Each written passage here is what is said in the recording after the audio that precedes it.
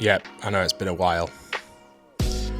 On this week's video, I'm going to teach you how to avoid your project that you've had for about 6 months, spent a ton of money on, gone way over the budget that you initially set yourself, and you still don't have anything you can drive with all your mates. Right, so I left engine bay in an absolute shit style last time I came. All that stuff, yeah, it's a bit messy. But what I do have is all new cables, completely new Dizzy and HEI things, so this can all go in the bin. I do have all new hoses, but I'm not going to put them on in this video because there's no point, it's not going to be running. I do have a really nice new battery. It did fall off back of a lorry, but you know, sometimes that means instead of being a 400 quid battery, they're a 60 quid battery, so I've got one of them as well. First things first, big old Optima. So I have managed to go and pick up some breather hose and some bits, some new fittings, picked up a new to me catch can as well, so that can go on firewall. Remember what I said a couple of weeks ago about if you're going to be dumb, make sure it's on video so people can see it.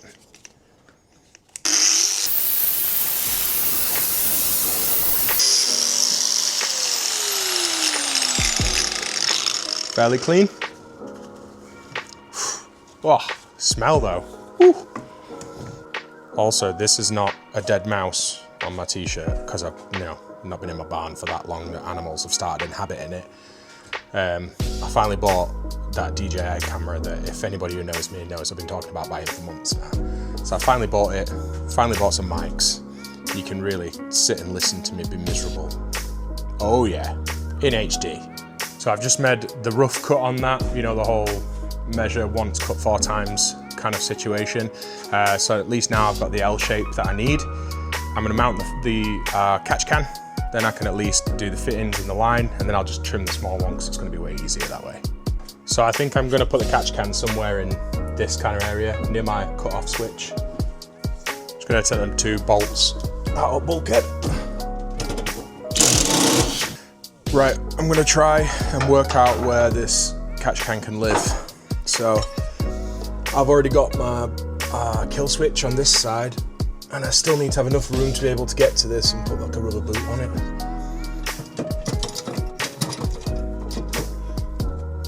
I think that literally just clears.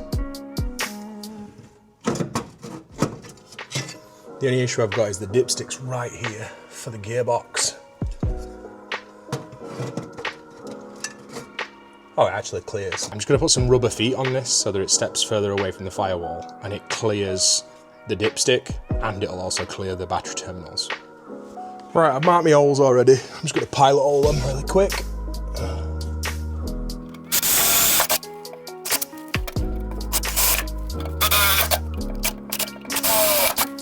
Right, so I've been and found some hardware for it, made some little rubber spacers. Just gonna get them stuck in there and see what happens. Right. So modified that now, so it should just slide straight over. Makes life loads easier when it comes to taking it on and off. I ain't gonna have 2 hands. I've also run out of riv nuts, so it's not like I can just put some riv nuts at firewall and slide this in. I've got to do it in nut and bolt, so make life easier. This is becoming a ball ache. Oh, one side's gone straight on. Right, so for now, it's just got a bolt in this side and it's just resting on this one. I've got to get a different bit of hardware for it. I'm going to have to put riv nuts in, I think. But I can at least get my hoses sort of situated now. So just got to go from there to there, there to there. Yeah, I know it's grim, but it works. Lovely, cheap eBay AN fittings that I'm not buying AN lines for. I'm just going to put a normal hose clamp on them. Because what's the point? It's not high pressure, I don't need to mess about. I'm sure there'll be someone out there that tells me that this is the wrong stuff, but these look the exact same as the ones you buy from Summit for this exact job. This comes with your actual valve cover. This is just a normal barbed plastic fitting from a hydraulics place. So the reason why I'm not going too crazy on making these properly, obviously, the ends are the ends, they're going to get hose clipped and stuff, and why I'm not faffing with elbows yet is because I don't know if anyone's noticed, but I have got an engine lift that I've borrowed.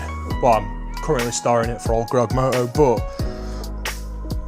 I'm gonna have to pull my engine out, do some seals. And if I'm honest with you, this is all just getting dry built so that when I slap it back together before it show in September, it's like a day and a night of pulling it out, doing and putting it back in, versus the last 6 months like it has been.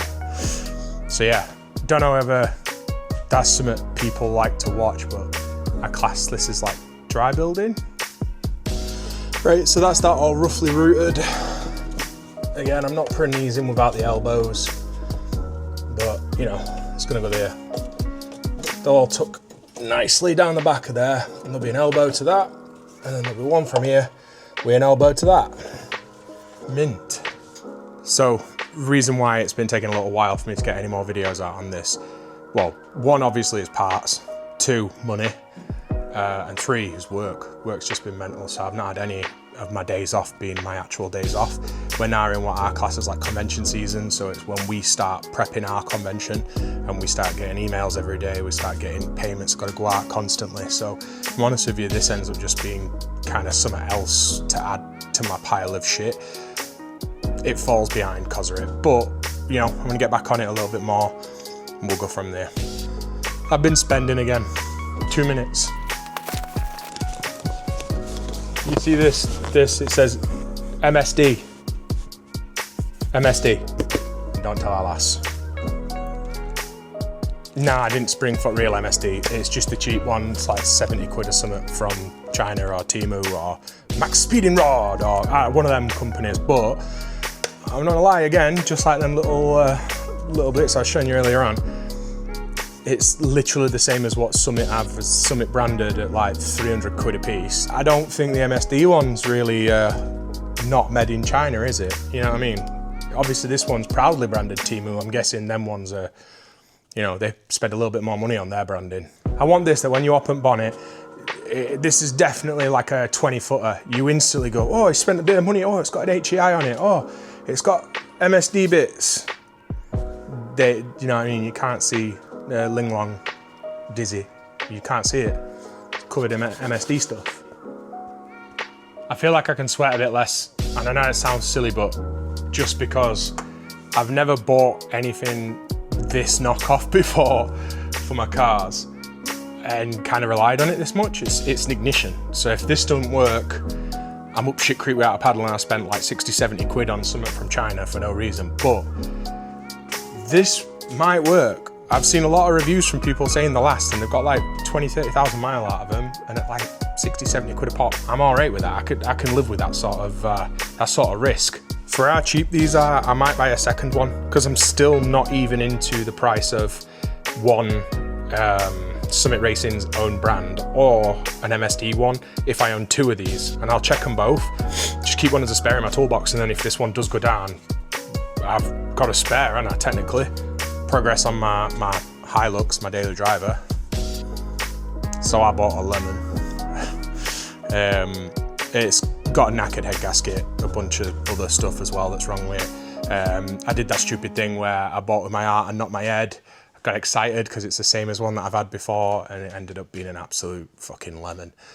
So yeah, bought a shit ton of stuff from Milner Off-Road this week. I think I spent about 800 quid in bits. Again, another reason why F100s had no money spent on it. But yeah, spent a fair bit of money at Milner this last week. Just getting dropped off soon to get it all work done. And then nice big road test down to Bristol to see if it's any good. Then when I come back from Bristol, as long as that trip goes well and there's no trouble, I think me and a couple of my friends are going to drive our Hiluxes to Barcelona. So again, there's been more time that the F100 is not done. So I'm not sure if you've noticed, but this car is not making it to Dragstalgia. It's just not happening. But instead, there's a bit of a new goal. So driver's collection. We have driver's collection in September. So September's miles away. I think this car could be done, finished, you know, it's running, driving, enjoying by date that September rolls around for driver's collection. Right, that's it for everything for this week. I know it doesn't seem like much got done, but as far as me coming here, that's a win as far as I'm concerned. But like I said, in God knows how many other videos, doesn't matter if you do one thing or if you do a million, you've still done something on your project this week. So appreciate you watching. Do the like, subscribe thing, all that. And I'll try and actually get something done in future. Thanks, guys. Hear me out. If an idiot didn't install that, you'd think that were MSD, wouldn't you?